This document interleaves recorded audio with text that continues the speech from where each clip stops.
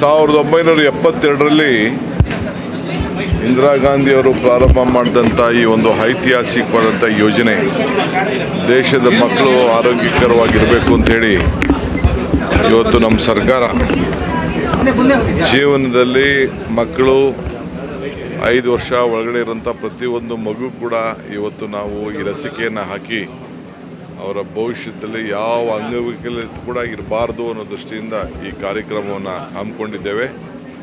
ಸರ್ಕಾರ ಅನೇಕ ಕಾರ್ಯಕ್ರಮಗಳನ್ನು ಆರೋಗ್ಯಕರವಾದಂಥ ಕರ್ನಾಟಕ, ಆರೋಗ್ಯಕರವಾದಂಥ ಭಾರತ ನಿರ್ಮಾಣ ಮಾಡಲಿಕ್ಕೆ ನಮ್ಮ ರಾಜ್ಯ ಪ್ರತಿ ಹಂತದಲ್ಲೂ ಮೊದಲನೇ ಹೆಜ್ಜೆಯನ್ನು ಇಟ್ಟಿದೆ.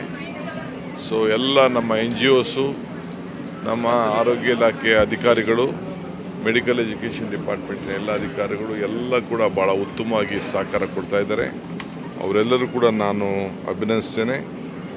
ಈ ದೇಶ ಮುಕ್ತ ಪೋಲಿಯೋ ಭಾರತವನ್ನು ನಿರ್ಮಾಣ ಮಾಡಿದೆ.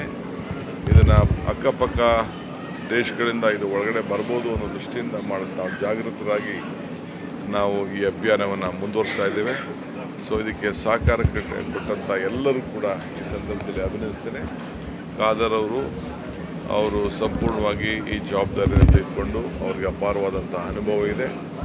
ಇವತ್ತು ಅವರು ನನ್ನ ಮನೆಯೇ ಆಯ್ಕೆ ಮಾಡಿಬಿಟ್ಟಿದ್ದಾರೆ.